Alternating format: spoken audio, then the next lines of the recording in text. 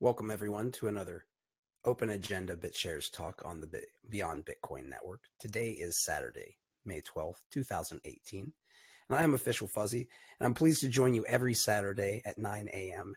Eastern to cover a crowdsourced agenda gathered from our RSVP thread on at steemit.com at Official Fuzzy. If you would like to have your project covered or your opinions on a certain topic heard, please join up and post according to the template provided. We join each week to offer meetups without geographical boundaries or paywalls required for coverage and work to ensure that we leverage the time, and we also ensure that we leverage our time to enable people to live stream it to their own channels. We want to make this so it's a place that is open and where everybody can spread the word about what's going on in the BitShares ecosystem from a grassroots perspective. We also use the world's first cross-chain utility tokens as we build Voltron by rewarding community members for helping BTS and BTS synergistic projects. So these talks will generally last 45 to 90 minutes and will offer projects in the BitShares ecosystem visibility and an opportunity to connect with the community and field community questions regarding projects that they feel are important to their holdings in the BitShares network. So join us, like I said before, every week at 9 a.m. Eastern on on BitSharesTalk Discord or BitShares Discord, which can be found. We will provide links in these Hangout uploads. Now, with that said, every week we have an agenda, and that agenda first is going to start out with, I'm going to start adding these in more. We're going to be giving general announcements on community initiatives. And these community initiatives that we kind of talked about in the very beginning here, they are powered by BitShares and the first mutual aid chain called Steem. And we're going to be enabling many more connections in the future. But we leverage these tokens to create challenges and contests and initiatives for the community members who might not be coders or offer specific value propositions in that regard. But for people who might be interested in leveraging their social networks or maybe writing something cool about a topic that they care about that we've put up for something, to participate in an initiative that might help the community in some way, shape, or form, or to maybe make art and memes and things like this. So we try to empower kind of a grassroots fashion in these Hangouts. And we have leveraged this technology to be able to accomplish things in crypto that very few people can say that they have. So I look very much forward to continuing to do these with you guys, and even more so to disrupting ourselves in the process as we move forward, which I won't get too much into, but just to let you know it's coming. Now, with that said, the contests and challenges for this week, and then we're going to go into the Steem Power BitShares State of the Network report. We will follow that up by Fox, who's going to be the first guest speaker for today, and he is going to be giving the BitShares core team update. We will then follow that by that Sweeney guy who has the Steem House Makerspace that he would like to talk a little bit about here in the Hangout today. And we will follow that with DNA with Greg, who's going to be talking about, well, DNA and the Age Project. And if we have some time at the end, which I believe we will try to get Talkinator on to discuss some of his updates and important points that he would like to bring to the people who are listening and the people who are here live this week.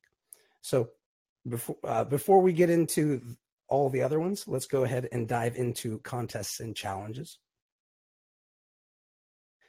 We had the Project Milkbox Mission Announcement Outreach Initiative, and it was running strong this week, but then we actually took it to the next level, and we succeeded in making contact with Craig R. Sawyer of Veterans for Child Protection. I had an audience with him and talked to him about Project Milkbox as an idea, leveraging Mutual Aid Society DAC technology to help people put up bounties for and finding missing loved ones.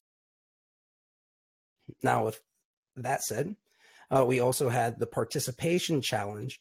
And sometimes everybody here who is familiar with it, when you're on Twitter, a lot of people will put up polls and they will say, what is the best cryptocurrency? What is the cryptocurrency that we should leverage? What cryptocurrencies should we add next to our centralized exchange? There's a lot of different things out there, but we had this week the ability to get the community all working together and coordinated around an initiative to upvote the Bitshares DEX on the tweet that we have actually on the thread in Official Fuzzy on steemit.com. So if you ever go and you see these types of challenges, you can click on those links, go in, open it up, find out all the details, how much you're going to earn for participating in these events, and you can download your Bitshares wallet right there if you do not already have it, so you can start running with everybody within minutes. And then we also had the Project Milkbox tweet off, which was part of the Milkbox mission that we had, which was just directly thanking him for his time and for taking the community all reaching out to him at once very well, and appreciating the message that we brought using this cryptocurrency that we call Bitshares. So all in all, if you were somebody who likes to write, who has an email address, can vote, or can tweet, you pretty much made some tokens this week in various projects that are graphene related. So congratulations to you guys, and thank you for participating if you did. If you didn't, consider doing so. It's something that you can do to make some tokens with the time that you would already be spending in crypto, looking around elsewhere and doing all kinds of different things. But you can make some tokens and also help projects that I think are some of the best ideas in crypto. Now, with that said, let's go ahead and get on to the BitShares State of the Network report.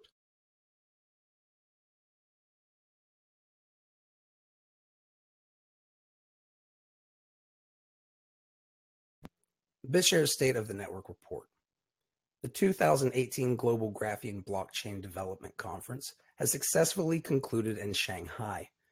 With over 40 speakers and over 1,000 attendees from all over the world, this conference was a massive success.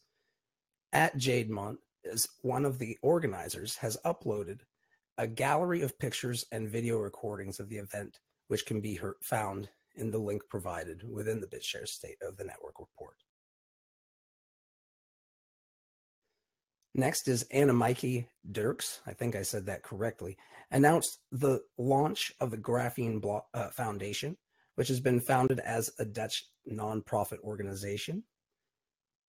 The foundation will have 3 key representatives, which are divided geographically. Alfredo Garcia at Ox Arbitrage will represent the USA, Fabian Shu at Xerox for Europe, and a China representative is to be announced.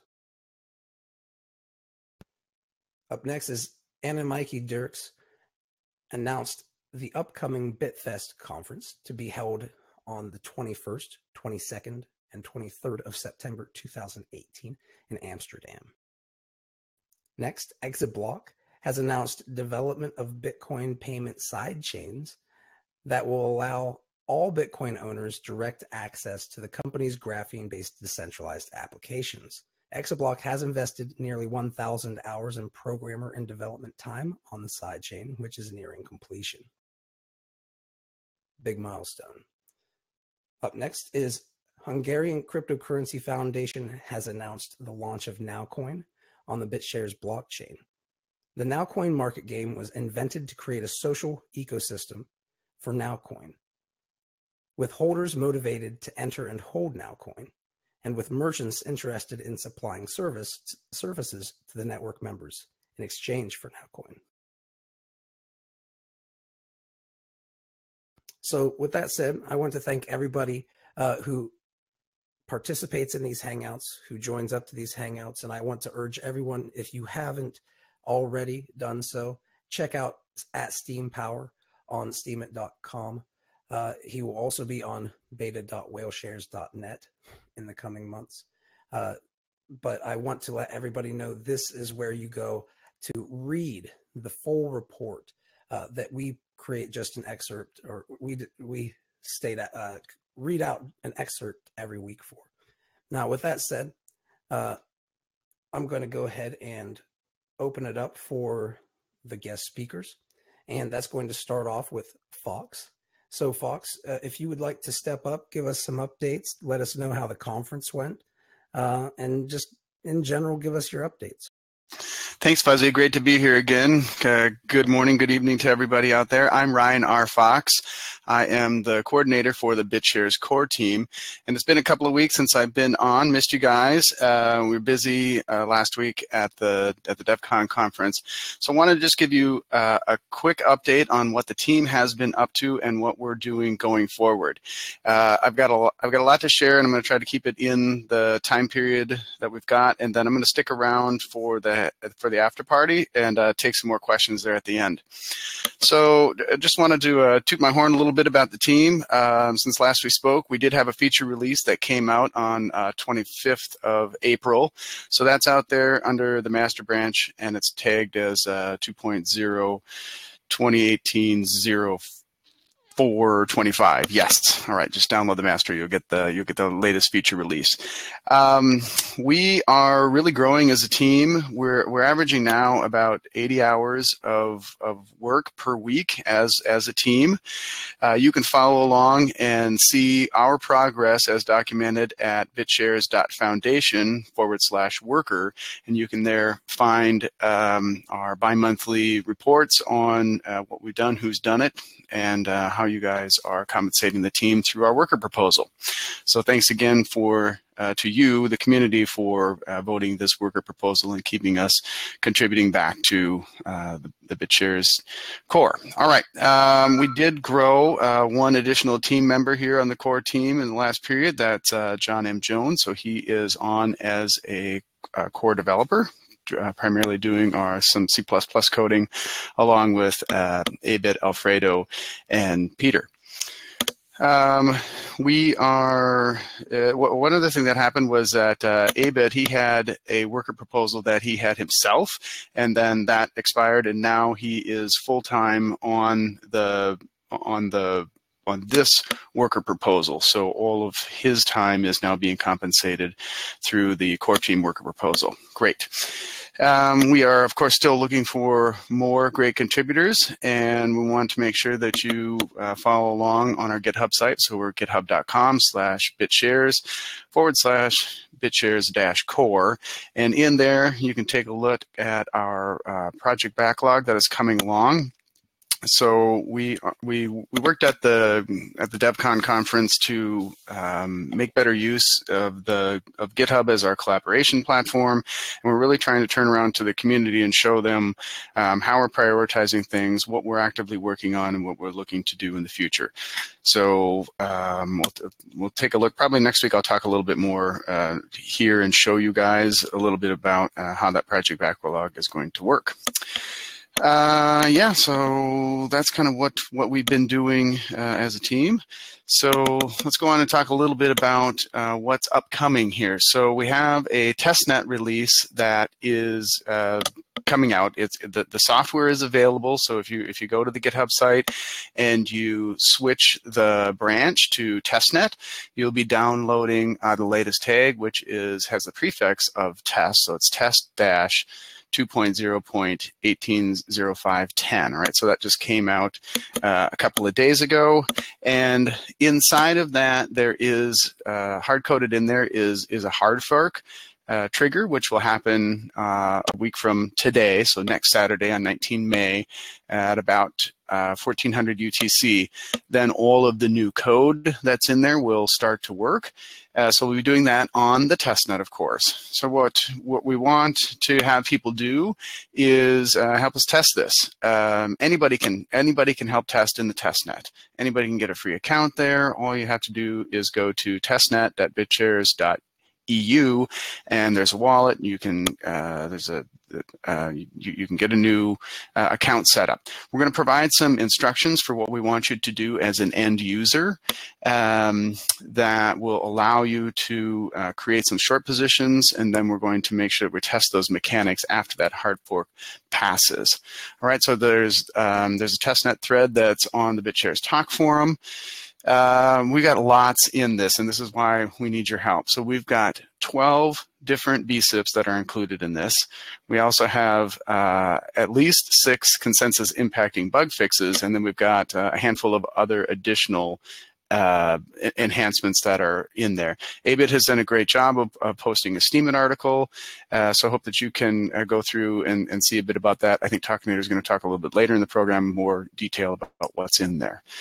Lots and lots of exciting stuff that's in there. You can tell that this team is really doing great work by SIPs that are being included in this one. All right, so this is all on the testnet. That's what's happening in the next couple of weeks. If you are if you're technical and you have the ability or desire to run a block producing node on the testnet, you can also do that. That would be very helpful.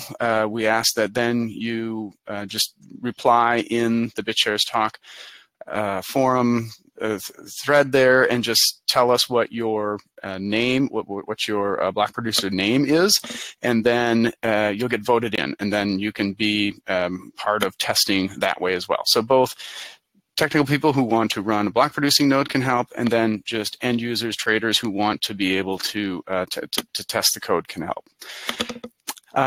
What comes after that, of course, is then actually releasing the code onto the mainnet.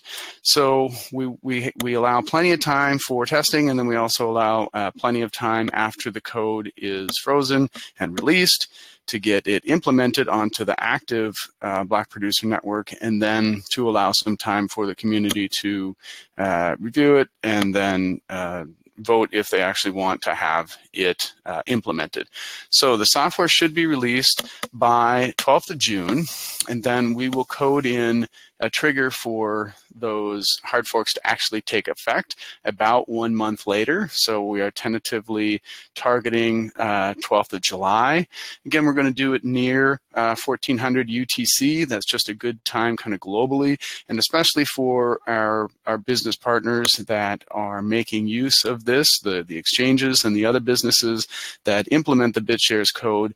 This will be something that they have to upgrade prior to that hard fork date in mid-July. So make sure, everybody out there, that if you depend on the BitShares network to process blocks for you and your business logic is dependent upon those witness nodes, make sure that you're ready to be upgraded. We encourage you, of course, to test it ahead of time on our testnet and provide us any feedback that you may have.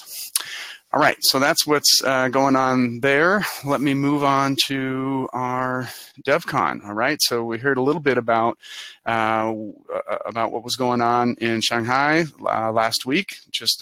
Actually, just at this time 1 week back. Took a handful of the development of the core team along there. So we had Alfredo and Tamami Takanator and SVK as well. SVK is our liaison to the UI team. So he and Bill Butler lead the UI team.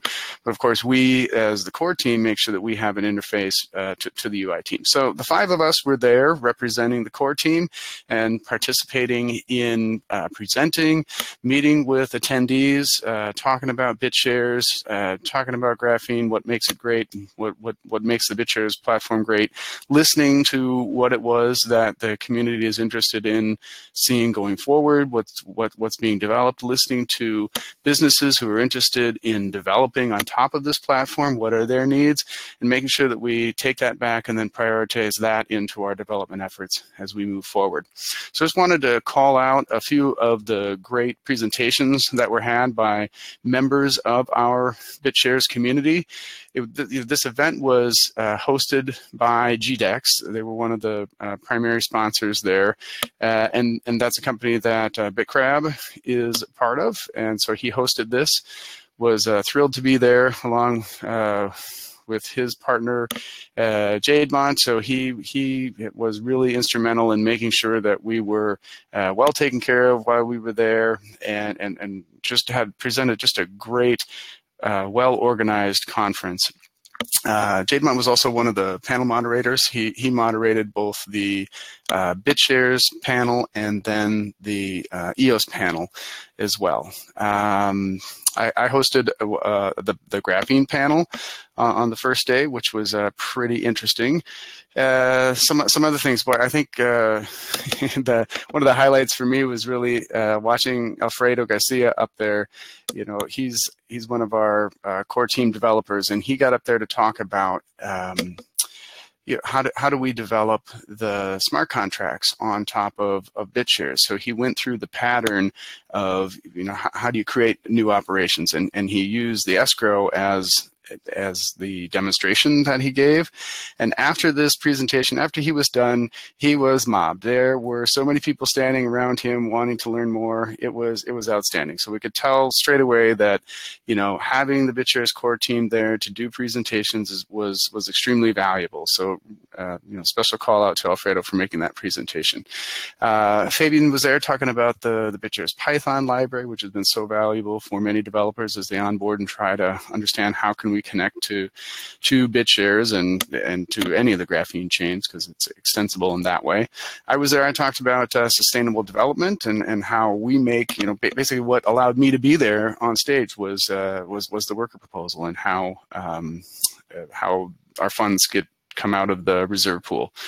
Christoph Herring, he was there talking about Pager. Jonathan Mahai, he was there talking about Pure Plays, and of course we heard that he's got some exciting news coming with an atomic swap there to Bitcoin for his graphene-based project. Exciting stuff there. Astor from Scorum, he had just probably one of the most compelling presentations from a technical standpoint, talking about what could it look like? How could we enhance graphene to make it even faster? So he talks about separating the reads and the writes to the database and really expanding the way that this infrastructure could be modified to help us even more so with scalability. Really exciting there. Harvey from Oracle Chain, he's a longtime BitShares member and now really focused on some EOS development there, was very interesting. And on and on. So I don't have time to go through and talk about everybody, but needless to say, a very valuable conference, and we look forward next to BitFest, which is coming up in the end of September, from 21 September over the long weekend in Amsterdam. So make sure that you check out bitfest.in to come and join for our next graphene and BitShares related conference. All right, really excited. Thanks again, everybody, for giving me the opportunity to talk to you guys. So until next week, cheers. Well, real quick, do you have a couple minutes for anybody who has any questions? I want to respect the amount of time that you got for the other guests, and certainly I will be here for the after party to take more detailed questions. But absolutely, let's take some briefly. Okay, we got just about 2 minutes left anyway. So, does anybody have any questions or comments that they would like to bring up regarding any of what Fox just covered? I know it was a lot. I'm sorry for trying to boil it down to 2 minutes for you guys, but. I was just wondering whether or not anything was done for regarding the sign-up procedure and onboarding of password recovery and stuff like that, going back to the roots of what new users experience when they first touch BitShares, if anybody's talking about or dealing with that kind of thing. Maybe I missed the point was onboarding new users. Is that what you were saying? Specific to the way that when you first create a BitShares account, if you have to recover your wallet and back it up, that kind of thing. A lot of people are creating cloud wallets. They're saving their passwords in their browser and that kind of thing, and they don't realize the difference between local wallet, cloud wallet. So we actually had some discussions with SVK on that topic, and he is working along with the rest of the UI team to really go through and try to enhance that process so that it does become more clear. It's largely outside of the scope of what the core team was working on, but I will tell you that that Bill and SVK and the rest of the UI team are working to remedy that, make it more efficient for new users to come and make sure that they are secure in the way that they're creating that account, storing their password, making sure that they have a secure user experience going forward. What did you hear over there about this new bench topic that I keep hearing about on Steem? Thanks, Tom. Good question. You know, bench did not come up at all during the topics on stage. I will tell you that there was a great panel that had 4 of the 6 largest proxy voters up there talking about BitShares, kind of the state of BitShares, what's going on, what's the future look like. And I guess I'll give you briefly my takeaway from that one was that, look, EOS is coming, no question. You know, the BitShares core team is well aware of that. Yeah. The BitShares Blockchain Foundation is aware of that, as are the large proxy voters. They're watching. Everybody is watching at this time. And what we heard the panelists up there saying, those largest proxy voters saying, was it's time to research. It's time to figure out what's possible. But at this time, we want to remain an independent chain. That's important to BitShares, to remain independent.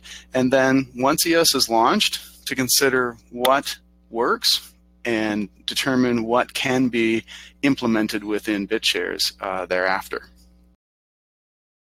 Okay, thank you. I have some thoughts on that matter, but I will not be bringing them up at this point in time. However, I will say, obviously, Fox has said that he will be here during the after party. So thank you, Fox, for joining up today and joining up every time you do to give updates on all the fronts that you guys are covering. This is meant to be a place for people like you guys to be able to join up, to talk about what you need to talk about and get it out into the archives of what's going on and get noticed for what you're talking about or what you're doing in the space. So we try to keep this open. We try to make this so it is a place where everybody in an entire community can leverage. And those of you who do this, you're being very transparent. You're making yourself available to be answering questions from the community, which I think is also extremely important. And for any of those of you who are listening to this now or after the fact, please consider, if you hear people doing things that you think are valuable, going and supporting their blogs and supporting them in general wherever you see it. Might only just take 5-10 seconds of your time, but it doesn't always have to be money. Even just sharing these types of this content or cutting it out and sharing it with people, just the spot that you wanted everybody to hear. These are the types of ways that we can spread the word and teach people, not only with textbook style teaching lessons, but real world use cases of what's going on in this space.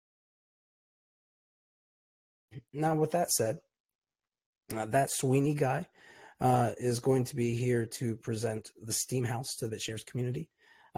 Feel free, that Sweeney guy, to step up to the plate if you're here. For letting me be here today. Some of the people in the audience already know about the Steem House. I've been trying to build this real world Steem, or rather blockchain project for roughly 3 months or so now. My intention is to build a a physical makerspace, and that is essentially a collaborative workshop. We will have all sorts of machines, tools, and software like 3D printers. We'll have Photoshop licenses and things like that. We will have wood cutting tools, laser cutters, you name it. If you can make something with your hands, we will have the machines and equipment inside our space to do it. The one thing that makes our makerspace different is that we will be educating all of our members on how best to utilize blockchain platforms like Steemit and EOS when it comes out, the Whale-Shares chain when it comes out. We can educate these new members, onboard them to blockchains, and show them how these new decentralized, incentivized social media platforms can actually help them earn money for their creativity, help them fund new projects, or even go so far as to help them start their own business, doing something that they would truly enjoy doing. We are crowdfunding currently to using a Bitshares token to open the space. The Steem House token will have a maximum supply of 1 million tokens. We are selling half of those to open the space. All we have to sell to get our physical space open is the first 150,000 tokens at 20 cents a piece. That's roughly $30,000 US. That would pretty much guarantee our success. That would help us pay the rent and utilities for the first upwards of 2 years on the lease. And I've told numerous people in our local community and on Steemit as well, you give me an empty room that's 3,000 square feet, and I promise you I will connect it to the blockchain and make money with it. I have a bonus going on for anybody that's listening and cares to support our initiative right now. Any purchases that are made with Bitshares exclusively, since this is the Bitshares Talk, I'm giving a 20% bonus transfer after the show is over. I'll go back and check all transfers that were made with Bitshares, and I will be dropping 20% bonus on anybody who supports us. These tokens are going to be able to be used inside and out of our space. Local members of the local community will be able to use these tokens to pay for their monthly membership fees. They'll be able to buy project supplies or buy tickets for workshops and classes that we do inside the space. Anyone that holds these tokens in a digital form that may never interact with our physical space can still use these tokens to purchase things, art, sculptures, gadgets, anything that we make inside the space. We will help our members sell that art and create, and the things that they make. We will create an online store, and people can use the Steem House tokens to purchase things from us that we make inside the space. And let's see, we have a buyback program for that. Once we reach the final stages of our crowdfund and our makerspace is open, we've raised money to get our equipment and we're running smooth, we are going to start buying back any of these Steem House tokens that anyone does. You know, if you don't want to use these tokens for to trade for things, we will gladly buy those tokens back from you, because we will be selling them inside of our space to our local community so that they can use them inside our space. So we are the Steem House right now, until we open our physical space, we are essentially building a community of creatives and makers. We have a Discord channel set up, or a Discord server, and I've recently set up 15 different post-promotion channels there for all sorts of creative content, whether that be art that you're making, music that you're making, something you've programmed. Come and show it to us, and we're going to start writing curation articles. We're essentially trying to build a big base community so that when we start onboarding people to Steemit and EOS and Whale-Shares from our local community, they kind of already have a community that's ready and ready to digest the content that they're putting out there. We have a full website. Currently, I am pretty much a one-man team. My fiance is my partner, but she has been so incredibly busy finishing up her business administration degree. She's going to be the full business end of us, and I'm this crazy entrepreneur that wants to change the world and help a bunch of creatives make money doing something they really like instead of going to a job 9 to 5 and working for somebody else doing something that they're never going to get any real appreciation out of. It's so hard to think that your creativity could become your job, and that's essentially what I'm trying to open up in the makerspace. I'm offering a space for anyone to come and express their creativity in any way they could possibly imagine, and be rewarded for the value that they are putting out there.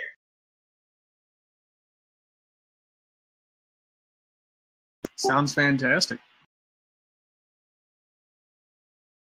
Like I said, this has been about 3 months in the works, and as soon as we finish the first stage of our crowdfund, we're in the door and we're rolling. I think somebody up top said something about $30,000 for 2 years of expenses, and that $30,000 is essentially the largest overheads that our space will accrue over that first couple of years. That covers our rent and probably most of our utility bill for that first couple of years. Once we get those big overheads out of the way, that gives us time to build a customer base with our local community and get people start paying us the monthly fees, so that when that initial money runs out after the first couple of years, we have revenue going that we can continue the space. Where is your makerspace located? It will be in the capital city of Kentucky in the United States. Thank you. And funny enough, almost every time I bring this up, I have people asking me if I would ever, be willing to open up more of them, and I totally would. This could be the first of many, honestly. Once I get a good business model rolling and I can prove that it's successful, I will most certainly help anyone and everyone do the same thing that I'm doing now. Get out there and crowdfund. If you've got some crazy business idea and you want to help other people, by all means, I'll get right behind you and help you promote it. Ask your fiance how to franchise these. Yeah, like they do in Europe. That would be great. The European makerspace thing is fantastic. I've had people approach me from all over the place. I think Germany and Panama were the first two. But from there, man, the sky's the limit. I'll put one on Mars if Elon Musk can get us up there, dude.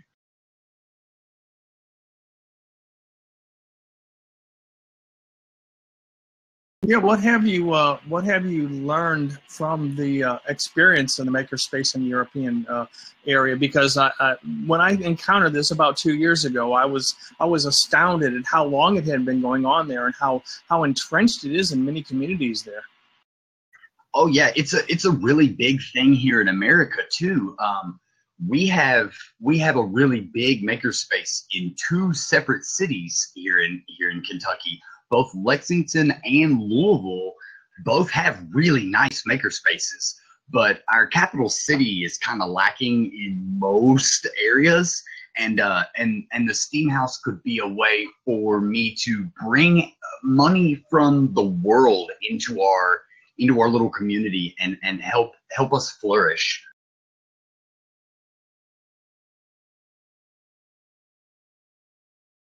Yeah, I think it's really cool because you have maker spaces where it becomes they become like kind of little hubs of innovation and disruption. And it's almost like planting seeds in various locations where then people come and water the garden.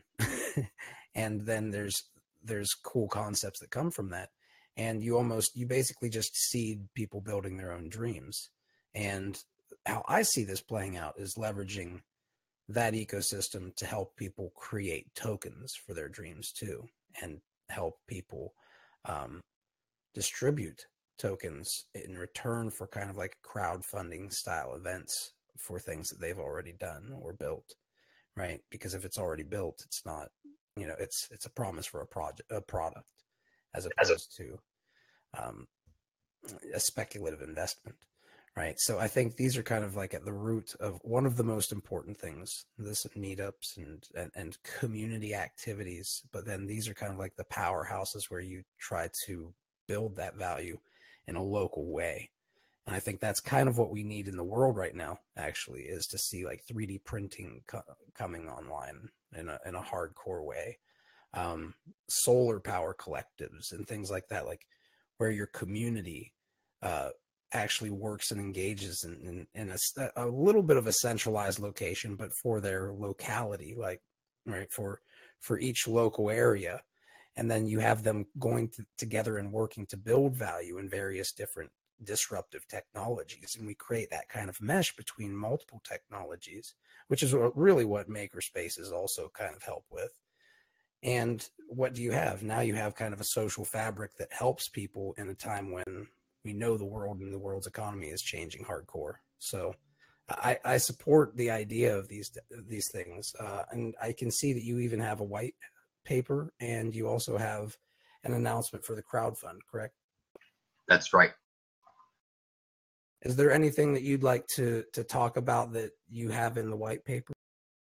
Any basic ideas, just like any concepts about how the token might be used or the mechanics of it that you feel like a newbie should take away from this after they listen? Well, I went over the uses that it's going to be a utility token that people can use inside the space to pay for literally anything that they would be charged for in the Makerspace. And people who hold the token digitally will be opening I think we're going to call it the Maker Mall, and it'll basically be an online store where you can go and buy, little 3D printed whatevers that we make or unique pieces of art. And these tokens, as I'm selling them, stage 1, they're going to be sold for 20 cents a piece. And then from there, they will increase in price by 10 cents at each stage until we hit our final stage at 50 cents a piece.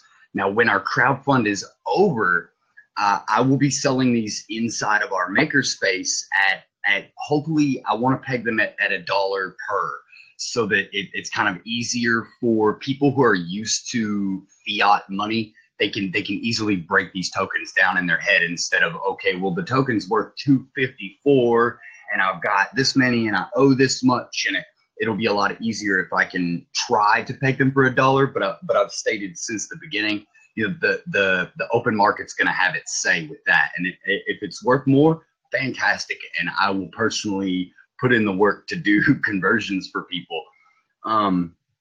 Beyond that, like I said, we're going to be buying back a lot of these tokens to anyone that is willing to sell them back to us. So this could be a really good investment choice for somebody. If you buy these tokens right now for 20 cents a piece, and we get through our crowdfund, we've got our space open, we're making stuff in the space and generating revenues, we are going to devote an entire portion of all the money that we make in the physical space and on any platform that we earn crypto with. We are going to devote that money to placing open orders on the market at 50 cents a piece. Currently, that looks like a 2.5 times return for anyone who might be willing to support us now and hold on to these tokens for a little while. And just a question, I want to make it clear, because if you can have this platform and you can have it where you can pay with fiats too, and you guys open it up to fiat and this, let's say, right, the Steem House token, now you're basically making actual revenue from the Makerspace in addition to the utilization of the token, which will probably be easier for crypto people. But and that's a huge point, is that I've said from the beginning, once I get in the door and get the big overhead covered that I'm looking to cover, yeah, this business is going to support itself. And all the money that we make through Steemit or EOS or whale shares or all of this is kind of a big bonus. And it's a way for us to give back to the digital community and our local community. It's a way for us to support and foster the new creatives that we're bringing into these platforms from our local community. And you have something on your page that says, in celebration of the entire weekend, there will be an extra batch of Steem House available at a 50% discount when exchanging for whale share tokens. Is that correct? That was actually last weekend. I was co-hosting the Whale Shares live post promotion with Freedom Exists, and for that the entire weekend, last weekend, I was giving a 50% discount in exchange for whale shares because, oh yeah, I'm trying to stack those whale shares for when that chain comes out. If the Steem House can get a real nice fat stake in that new chain when the airdrop happens, that just puts us in that much better of a situation to be able to support the business in the long run. And let's face it, BitShares offers those tokens right now. And we are going to be open sourcing whale shares, the code for actually using whale shares at some point in the future too, so people can see that. And I'm glad that you guys are helping and supporting the community, because that's why we didn't do an ICO, is to help the community and give people a chance to get into a friends network that's like a ledger for this. So I will say this: if you want to create your own whale token, I think it's a great idea. I think it's also a great idea to leverage that for people to be able to, like, you know, give them out to people in your maker community as it grows. But we won't get too far into that. Real quickly, how would people contact you or get in touch with you if they would like to ask you more questions or give you an input on anything? They can personally DM me. You can head over to my Discord. I'll drop a link here in just a second. Or yeah, just visit the Steem House blog. We have a website, or you can email us, and I'll drop all those appropriate links here in just a second.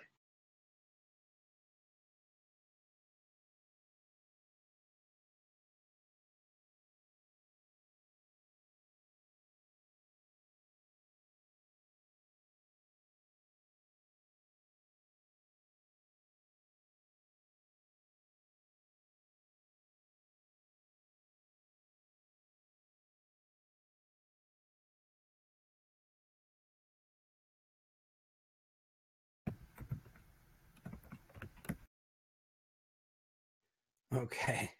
Oh, I've stated a lot that we should be bringing the whale tank back. I saw the room over in Whale Shares, and I was like, oh, guys, is that a thing? Like, because I'd love to go in the whale tank and throw my stuff you know, bring my idea up to a bunch of whales and see what they think about it. I love the idea. Well, if you have a more than a few whale share tokens, you're going, or, you know, or a lot of bit shares, or even for that matter, Brownie BTS, you'll be getting a pretty fat stake in the network. So you might find that you could have your own whale token and sit on the whale council and distribute tokens to people. But with that said, I'm not very often plugging what we do, so because I like to get to you guys.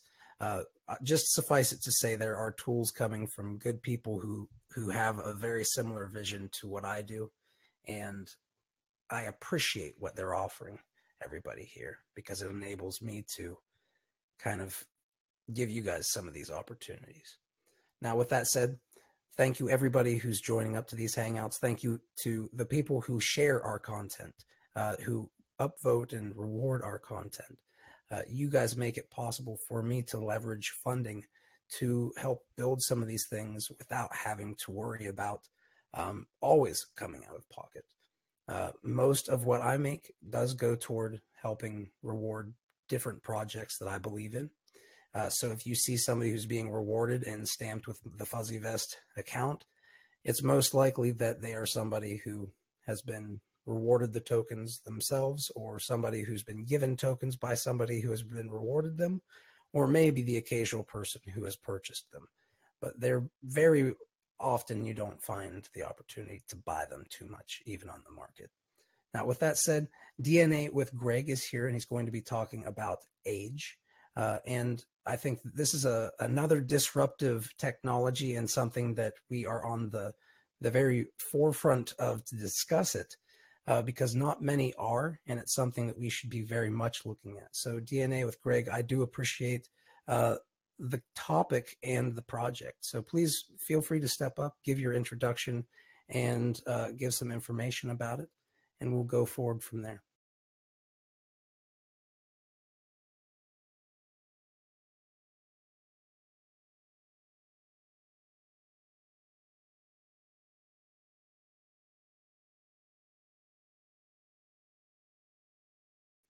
Okay, so it sounds like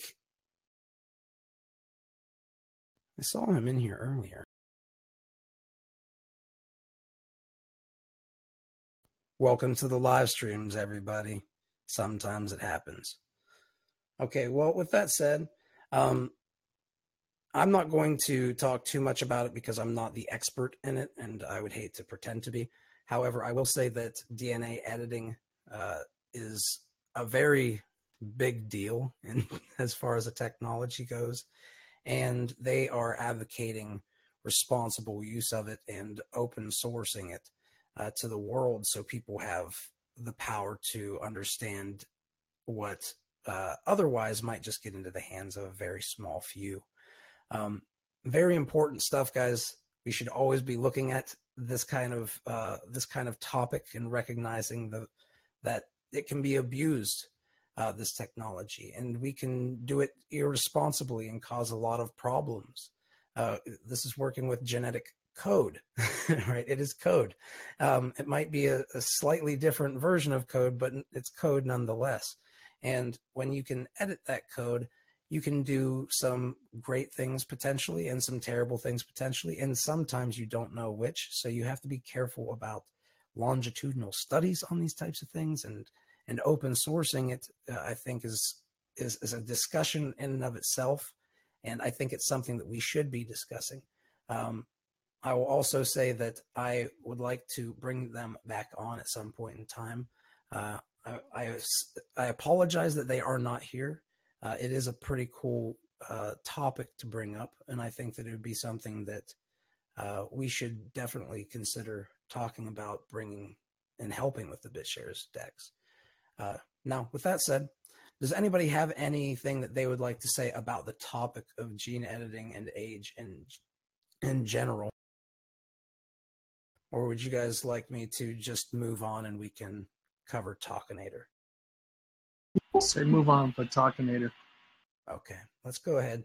And Talkinator, feel free, as always, everybody, if you're very new, you might not know him yet, but if you listen to any number of these Hangouts, Talkinator is frequently here to give updates to the community from what he's doing, because I know he's out in the space looking at everything frequently as well and keeping up to date on things, and he's a developer and an engineer who's also a crypto nerd who has been in our community and been active for quite some time. So feel free, Talkinator, to step up and give everybody the updates that you would like to bring to the community, and we can discuss those.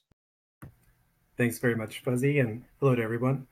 I just wanted to follow up on a couple of points about the conference, and also how it connects a little bit also to the testnet release that has just come out. Fox gave a very good summary. There are so many topics from the conference to discuss. I think I'm just going to highlight a few points that I think are relevant just in general to the community.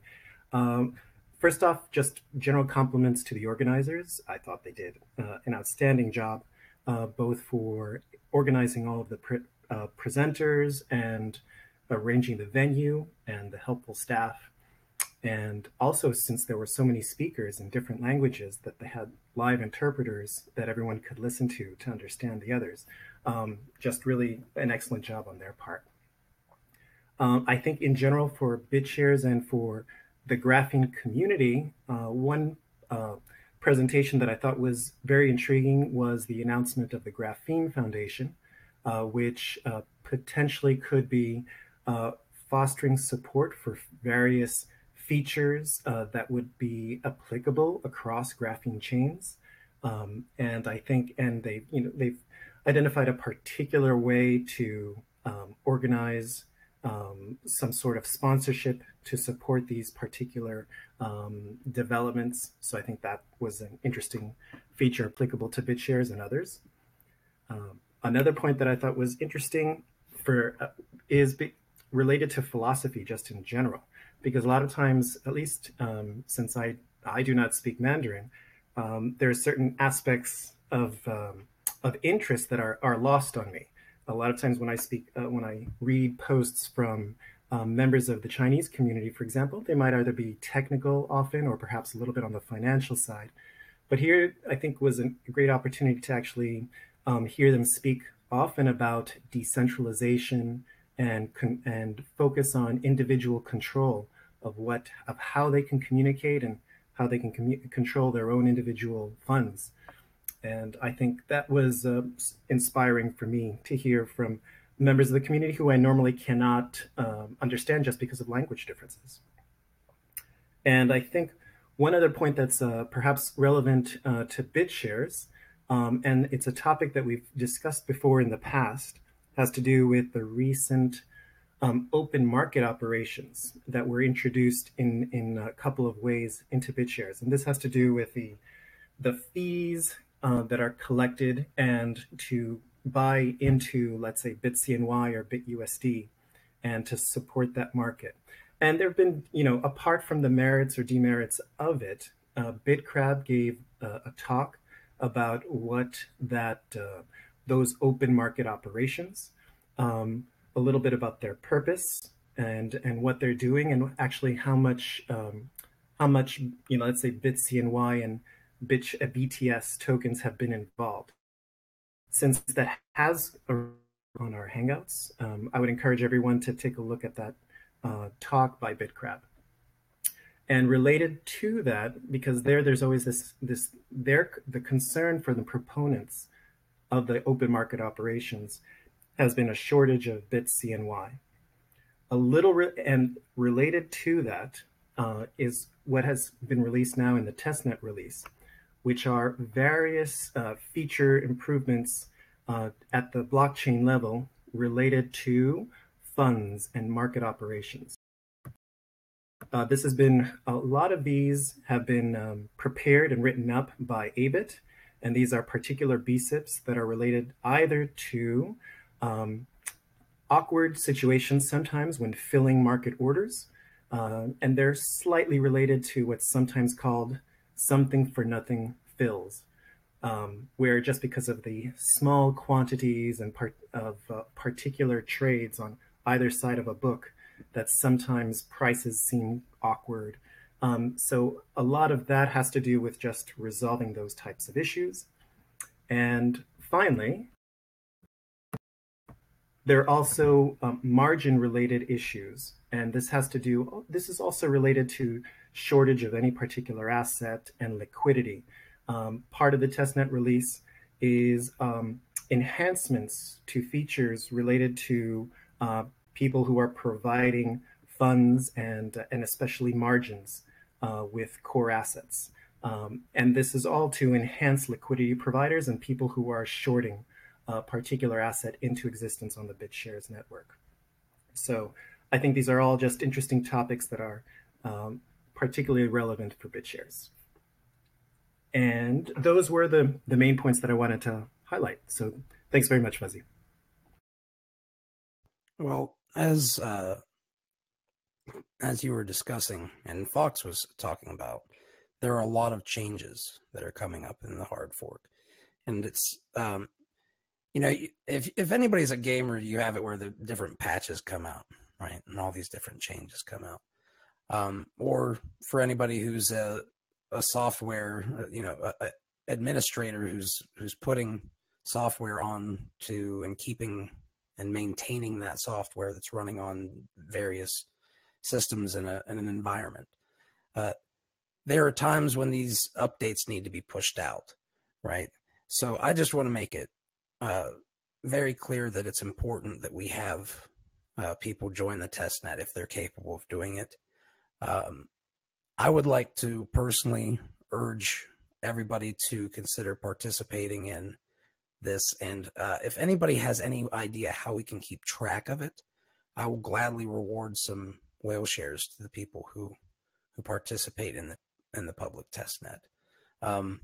We can discuss that a little bit, but if anybody would like to participate in it, and if anybody has any ideas about it, let's talk about that during the after party a little bit. Other than that, Talkinator, you talked about quite a bit of stuff at the conference. I saw you up there with Fox with the picture with your taco face. So you enjoyed yourself? Yeah, that was it was a great opportunity and a privilege to be there and to meet the rest of the team. Yeah, so it was a great experience. Well, before I get into any of my points, does anybody have anything that they would like to bring up on this topic? Was anything discussed about the whole nature of proxy voting and the voter apathy that we've experienced that brought proxy voting into play in the first place, and where that idea stands? Not that I recall. Well, you mentioned decentralization was a big topic, and so that's something that is obviously anti against it. It's proxy voting is something that centralizes rather than decentralizes. So I thought maybe there might have been something that came up in those discussions related to proxy voting, but apparently not, eh? Well, just in my opinion, I think I disagree. But then I'll try to get to maybe to the central point. In terms of individual, I think if an individual has control of their keys and their accounts, they can choose whether to vote directly or to delegate that vote to someone else, since it's still in their control to do so. So I think in that sense, I would disagree with you. But I think maybe perhaps trying to take your perspective, I don't think there was an explicit discussion about proxies. Yeah, it was just kind of implied at the individual level. Okay, well, it's very similar to the way that that the Bitcoin mining space has evolved. I mean, it was initially supposed to be a decentralized thing that everybody could mine, but because of the nature of that beast, it became centralized in the powerful that had the money and it's the same way with proxy voting. It's people that have social skills, that have a way of amassing a following. They're getting a lot of power, as everybody can see. Now, if the people that are doing that are benevolent, then that's great, but it still centralizes. And the whole idea of decentralization is to take it to where it is more the individual, and those proxies tend to not be that way. So I see it as very similar to the way that the Bitcoin mining evolved and how it became more centralized. I think that there are some different things that can be done with regard to making it less decentralized. I won't get into it right now because that's a big one, but I think that there are things that we do need to discuss as a community on those fronts. I won't disagree with you.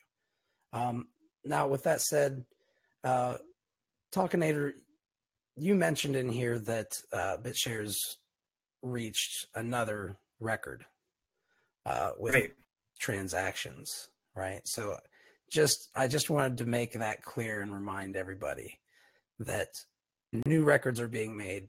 BitShares is the longest chain, to my knowledge, still in the world, and it's the oldest that has been actually able to scale and prove it. So it's a great topic, Talkinator. If there's anything else you'd like to say on it, feel free to. But I wanted to just say, it's a pretty big deal. We have a couple minutes if you'd like to say anything about it. Yeah, thank you for that reminder.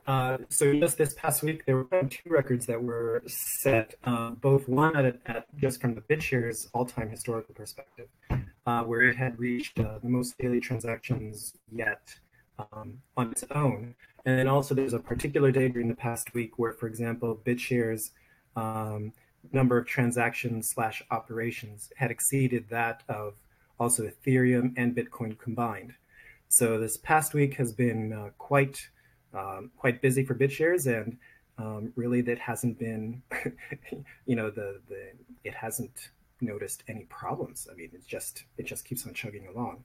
So one last question I had related to this is we've all noticed the increase in the number of missed blocks that all witnesses have experienced over the last year or so. I mean, it's increasing. Has that been discussed very much at the conference? Not that I recall. Okay, thanks.